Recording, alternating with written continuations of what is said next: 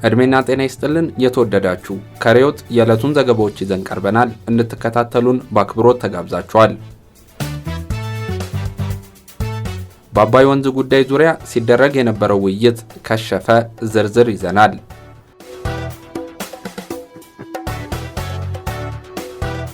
አስር የስኳር ፋብሪካዎች ለዕዳ ክፍያ ሲባል ሊሸጡ ነው ተብሏል። ሌላኛው በዝርዝር የምንመለከተው አብይ ጉዳያችን ነው። በአብያዲ ከተማና አጎራባች መንደሮች አሰቃቂ ግድያ ተፈጽሟል። ዘገባውን ተሰሙት ዘንድ አጠናቅረነዋል። እነኝንና ሌሎች ጥንቅሮችን ይዘናል። ታዲያ ይህን ቪዲዮ ላይክ፣ ቻናላችንን ደግሞ ሰብስክራይብ ማድረግ አትርሱ። ከኛ ጋር ቆዩ።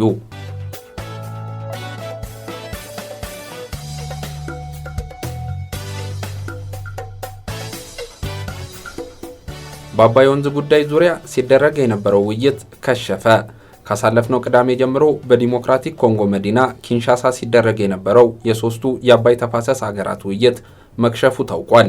ትናንት መጠናቀቁ የተበሰረለት ይህ ውይይት አስቀድሞ የተቀመጠለትን ግብ ለማሳካት አለመቻሉም ተያይዞ ተገልጧል። ኢትዮጵያ፣ ግብጽና ሱዳን በአባይ ወንዝና የህዳሴው ግድብ ጉዳይ ላይ ያላቸውን የከረረ የአቋም ልዩነት እንዲያረግቡ በአፍሪካ ህብረት አስተናባሪነት ይልቁንም የወቅቱ የአፍሪካ ህብረት ሊቀመንበር በሆኑት የዲሞክራቲክ ኮንጎ ፕሬዚዳንት ፌሊክስ አንቶኒዮ ቴሽኬዲ አወያይነት ተጀምሮ የነበረው ድርድር ፍሬያማ ለመሆኑን የግብጽ የውጭ ጉዳይ ሚኒስቴር ካወጣው ሀተታ ለመረዳት ተችሏል። በሀተታው እንዳሰፈረው ከሆነ ኢትዮጵያ በግብጽም ሆነ በሱዳን የሚቀርብላት የድርድር አካሄድ የተመለከተ ምክረ ሀሳብ አልተቀበለችም ብሏል። በዚህም ሳቢያ ግብጽና ሱዳን የህዳሴው ግድብ ጉዳይ ዓለም አቀፋዊ ትኩረት አግኝቶ ኢትዮጵያ ላይ ጫና እንዲፈጠር የሚያስችሉ ሌሎች የዲፕሎማሲያዊ መንገዶችን እያማተሩ መሆናቸውም ታውቋል። ግብጽ የአፍሪካ ህብረት ቅርቃር ውስጥ የገባውን የሶስቱን ሀገራት ድርድር ከተቀረቀረበት ጎትቶ ያወጣዋል ብሎ ማሰብ ዘበት መሆኑን በማሳሰብ ጉዳዩ ወደ ተባበሩት መንግስታት ድርጅት የጸጥታው ምክር ቤት እንዲያመራ ጥረት እንደምታደርግ የግብጽ መንግስታዊ ጋዜጣ አል-አህራም በዘገባው አስፍሮታል።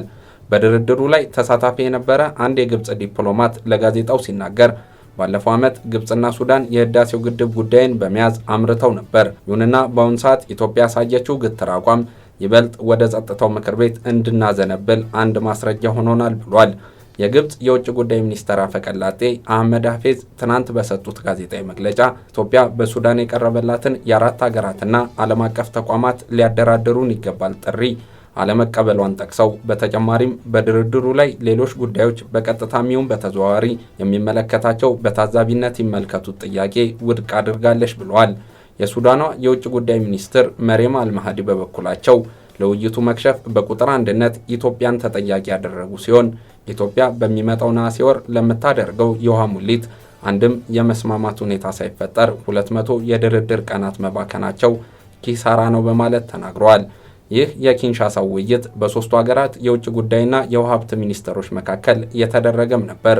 በውይይቱ ቀዳሚ ቀናት የዲሞክራቲክ ኮንጎ ፕሬዚዳንት ከዚህ ንግግር አንዳች ፍሬ ያለው ውጤት ሊገኝ እንደሚችል ተናግረው ነበር። ይሁንና ውጤቱ በብላሽ ስለመቅረቱ በርካቶች ገልጸዋል።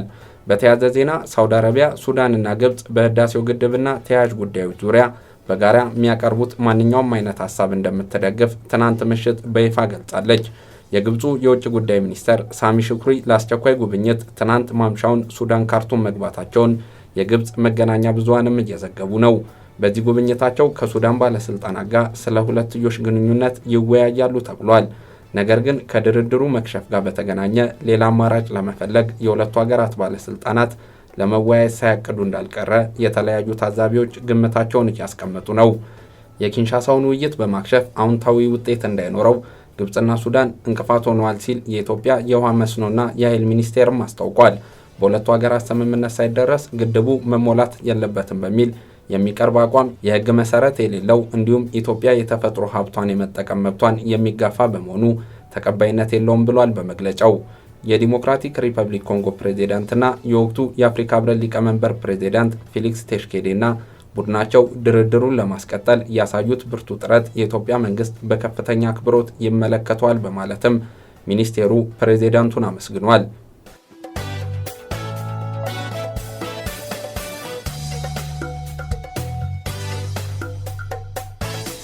10 የስኳር ፋብሪካዎች ለዕዳ ክፍያ ሲባል ሊሸጡ ነው። በመንግስት ባለቤትነት ስር ከሚገኙ 13 ስኳር ፋብሪካዎች ውስጥ 10ሩ ለግል ባለሀብቶች ተሽጠው ከሽያጩ የሚገኘው ገቢ በከፍተኛ የዕዳ አጣብቂኝ ውስጥ ናቸው ተብለው ለተለዩ 7 የመንግስት የልማት ድርጅቶች ዕዳ ክፍያ ጥቅም ላይ እንዲውል ተወስኗል። ሪፖርተር ከምንጩ ያገኘው መንግስታዊ መረጃ እንደሚያመለክተው 7ቱ የመንግስት ልማት ድርጅቶች ካለባቸው አጠቃላይ ዕዳ ውስጥ አመዛኙ እንደ አዲስ ወደሚቋቋመው ኮርፖሬሽን እንዲዘዋወር ተወስኗል።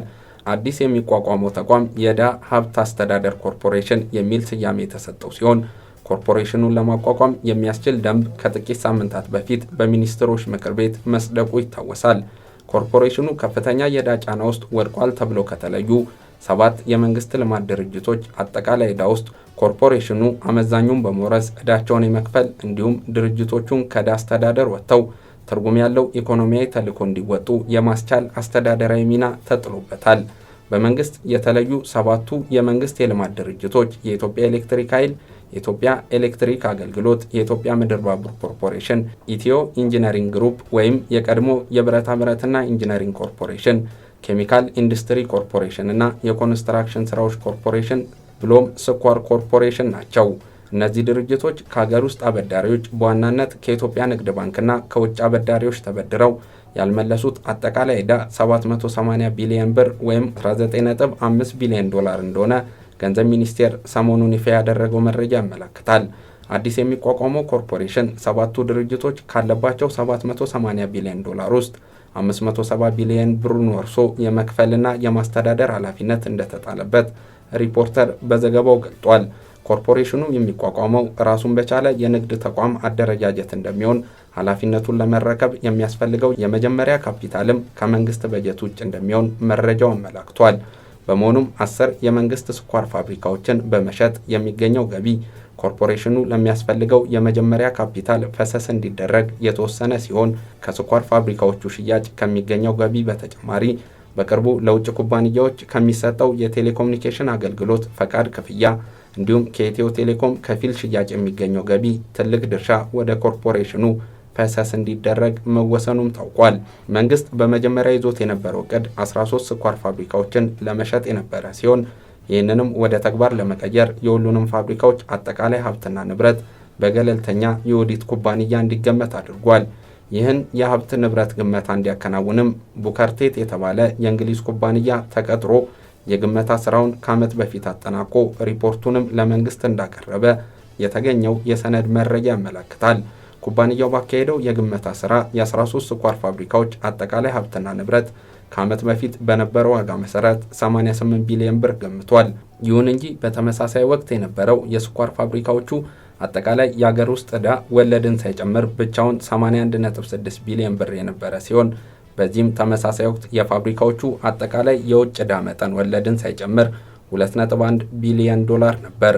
በመሆኑም የ13ቱ ስኳር ፋብሪካዎች አጠቃላይ የአገር ውስጥና የውጭ ዕዳ ወለድን ሳይጨምር በአሁኑ ወቅት ባለው የውጭ ምንዛሬ ተመን ስሌት 165.6 ቢሊዮን ብር ይሆናል።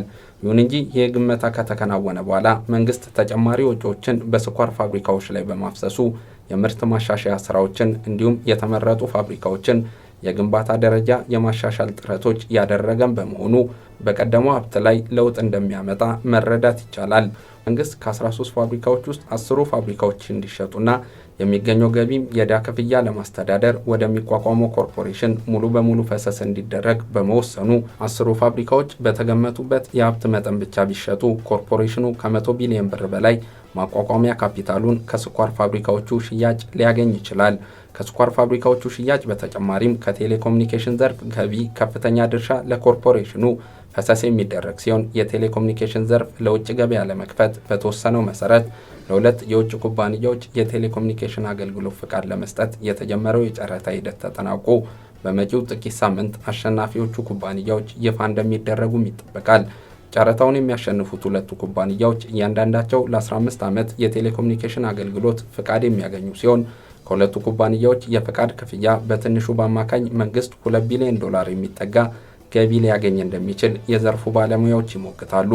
ለሁለት የውጭ ኩባንያ የቴሌኮሙኒኬሽን አገልግሎት ፍቃድ ለመስጠት በመካሄድ ላይ ካለው የጨረታ ሂደት ጎን ለጎን መንግስት በኢትዮ ቴሌኮም ላይ ያለውን 45 በመቶ ድርሻ ለመሸጥ ዝግጅት እያደረገ መሆኑም ይታወቃል። የኢትዮ ቴሌኮም ከፊል ሽያጭን አስመልክቶ እስካሁን ከተደረጉት ዝግጅቶች መካከል የተቋሙ አጠቃላይ ሀብትና ንብረት ግመታ በውጭ የኦዲት ኩባንያ ተሰልቶ መጠናቀቁንና ለመንግስት መቅረቡ ይገኝበታል። የኢትዮ ቴሌኮም ከፊል ሽያጭ እስኪጠናቀቅ ድረስ የተካሄደው የሀብት ንብረት ግመታ ውጤት በሚስጥር መጠበቅ ያለበት በመሆኑም ይፋ አልተደረገም። ነገር ግን የኢትዮ ቴሌኮም ሀብት በመንግስት ከተገመተው 42 በመቶ ጭማሪ ማሳየቱ ተገልጿል። ይህንንም ተከትሎ የሚኒስትሮች ምክር ቤት ከጥቂት ወራት በፊት የኢትዮ ቴሌኮም የተከፈለ ማቋቋሚያ ካፒታል ከ40 ቢሊዮን ብር ወደ 400 ቢሊዮን ብር ማሳደጉም የሚታወስ ነው።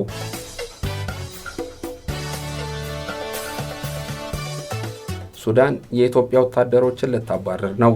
ሱዳን በአብዬ ግዛት የሚገኙ የተባበሩት መንግስታት ድርጅት ጥላ ስር ያሉ ሰላም አስከባሪ ወታደሮች በፍጥነት ከአካባቢው እንዲወጡላት ጥያቄ አቅርባለች። ጥያቄውን ያቀረበችው ወታደሮቹን ለሚያሰማራው የተባበሩት መንግስታት ድርጅት ነው። የውጭ ጉዳይ ሚኒስትሯ መሪም አልማዲ የኪንሻሳው ድርድር ከከሸፈ በኋላ አልዳ ቲቪ ለተባለው ቴሌቪዥን ጣቢያ በሰጡት ቃለ መጠይቅ ሱዳን በዩኤን ኢንተሪም ሴኩሪቲ ፎርስ ፎር አብዬ ስር የሚገኙ የኢትዮጵያ ወታደሮች ከአካባቢው እንዲወጡ ለተመድ ጥያቄ አቅርበናል። ወታደሮቹም ከወጡ በኋላ በሌላ ሀገራት ወታደሮች እንዲተኩ ጭምር ጠይቀናል ብለዋል። አክለውም በምስራቃዊ የሱዳን ድንበር የኢትዮጵያ ወታደሮች ጥቃት እየፈጸሙብን በሱዳን ስትራቴጂክ ስፍራ ላይ ወደ ውስጥ ዘልቀው እንዲንቀሳቀሱ መፍቀድ ተቀባይነት የሌለው ነው ሲሉ ተናግረዋል። የጸጥታው ምክር ቤት ህዳር 3 ቀን 2013 ባደረገው ስብሰባ የዩኤን ኢንተሪም ሴኩሪቲ ፎርስ ፎር አብዬ የቆይታ ጊዜ እስከ ግንቦት 17 ቀን 2013 አራዝሞት ነበር። በተጨማሪም የተመድ ዋና ጸሐፊ የዩኤን ኢንተሪም ሴኩሪቲ ፎርስ ፎር አብዬ የስራ አፈጻጸም ከሚያዝያ 7 በፊት እንደሚያቀርቡ ይጠበቃል። ምክር ቤቱ የሱዳንን ጥያቄ በሚያዝያ 18 ስብሰባው ይመለከቷል ተብሎም ይጠበቃል። እንደ ተባበሩት መንግስታት ድርጅት መረጃ ከሆነ 3306 የኢትዮጵያ ወታደሮች በአብዬ ግዛት ውስጥ ይገኛሉ። አብዬ በሱዳንና በደቡብ ሱዳን መካከል ውዝግብ የሚነሳባት ግዛት ነች። እቺ ግዛት ለሱዳን መሰጠቷ ወይም አለመሰጠቷን የሚወስነው በአካባቢው ነዋሪዎች ህዝበ ውሳኔ ነው። ነገር ግን ህዝበ ውሳኔው በሁለቱም ሀገራት መካከል አለመግባባት ስላለ ማካሄድ አልተቻለም።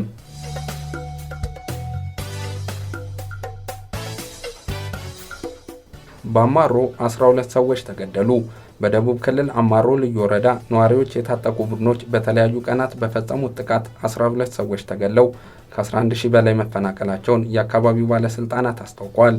ታጣቂዎቹ እያደረሱ ባለው ጥቃት፣ ግድያ፣ ዘረፋና ህልውናችን በአሳሳቢ ደረጃ ላይ ይገኛል ሲሉም የአካባቢው ነዋሪዎች በምሬት እየተናገሩ ነው። ታጣቂዎቹ ከባለፈው ሳምንት ጀምሮ በልዩ ወረዳው የተለያዩ ቀበሌያት በመዘዋወር ባደረሷቸው ጥቃቶች በሰዎች ላይ ካደረሷቸው ግድያ በተጨማሪ በንብረት ላይም እያደረሱ ባለው ውድመት የመኖሪያ ቀያቸውን ለቀው ለመሰደድ መገደዳቸውን ነዋሪዎች ጨምረው ገልጸዋል። ልዩ ወረዳው ከምዕራብ ጉጂ ጋር በሚያዋስኑ ቀበሌዎች በተደጋጋሚ ጥቃት ሲፈጸም ከርሟል። ጥቃቱ ላለፉት 3 ዓመታት በተደጋጋሚ ሲፈጸም ቢከርምም ከመንግስት አካላት አንዳች መፍትሄ እንዳልተበጀላቸው ነዋሪዎች ይገልጻሉ። ከሰሞኑ ግን በ3 አቅጣጫ ከወትሮ የጠነከረ ጥቃት መፈጸም መጀመሩን ጨምሮ አስታውቀዋል። ጥቃቱ የጠነከረባቸው አቡሎና ቡኔቲ ቀበሌዎች መሆናቸውን ከጀርመን ድምፅ ራዲዮ ያገኘነው ዘገባ ያስረዳል። የቀበሌው ነዋሪዎች ጥቃቱን በመሸሽ ወደ ተለያዩ ኮረብታዎችና ተራራዎች መሸሻቸውም ተነግሯል። የወረዳው ባለስልጣናት ደግሞ ጥቃቱ በሁለት ኃይላት እንደሚፈጸም ገልጸው አንደኛው ከምዕራብ ጉጂ የሚነሱ ታጣቂዎች ሲያጠቁ፣ ሁለተኛው ደግሞ ከወረዳው 3 ቀበሌዎችን በመገንጠል ጉማይዴ የሚባል ወረዳ እናቋቁማለን ያለ ቡድን ተደርቦ ያጠቃናል ብለዋል። በጥቃቱ የተነሳ በርካታ የንብረት ውድመት የደረሰ ሲሆን ነዋሪዎች በእርሻ ስራ ኑሯቸውን የሚገፉ በመሆናቸው በመፈናቀላቸው ሳቢያ የበልግ ዝናቡ ሊያልፋቸው እንደሚችል ስጋታቸውን ገልጸዋል። በተጨማሪም መንግስት ደህንነታቸውን አስጠብቆ ወደ መኖሪያ ስፍራቸው እንዲመልሳቸው ተማጽነዋል። በጉዳዩ ዙሪያ የደቡብ ክልልና የምዕራብ ጉጂ ባለስልጣናትን ለማነጋገር ያደረገው ሙከራ እንዳልተሳካለት ሬዲዮ ጣቢያው አስታውቋል። በዚህ ወረዳ ለሰላም ስብሰባ የተሰበሰቡ ዜጎችና ባለስልጣናት በታጣቂዎች መገደላቸውን መዘገባችንም የሚታወስ ነው።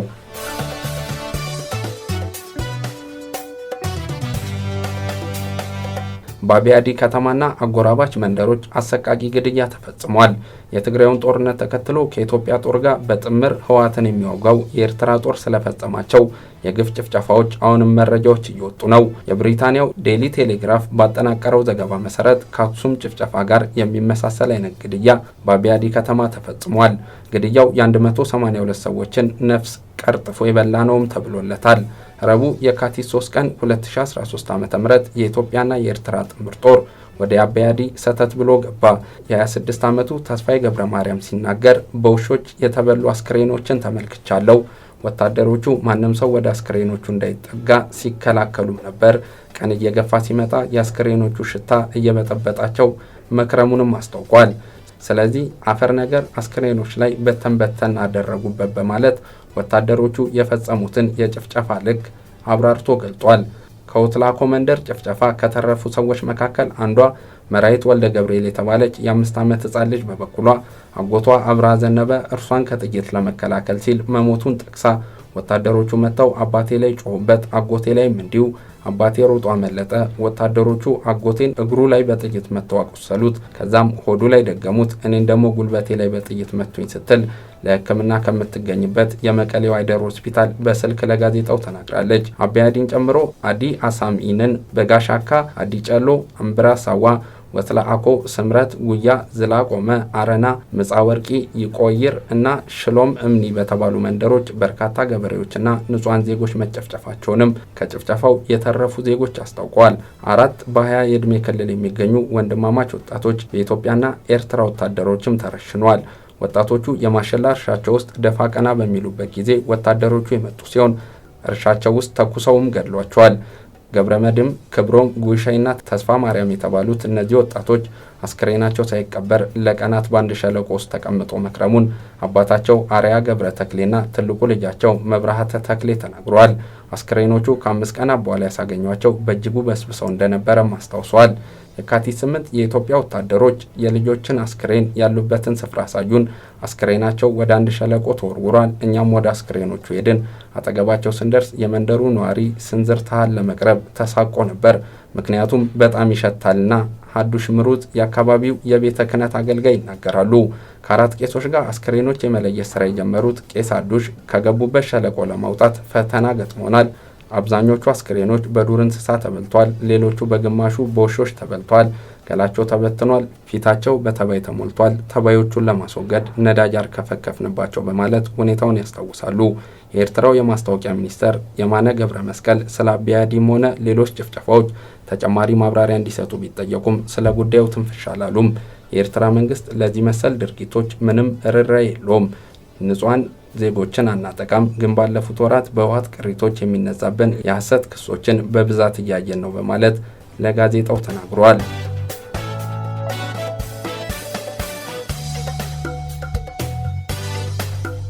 የዛሬ ዘገባዎቻችን እነዚህ ነበሩ። ስለተከታተላችሁን እጅግ አድርገን እያመሰገንን ይህን ቪዲዮ ላይክ፣ የዩቲዩብ ቻናላችንንም ሰብስክራይብ ማድረግ አትርሱ። ቸር ቆዩን።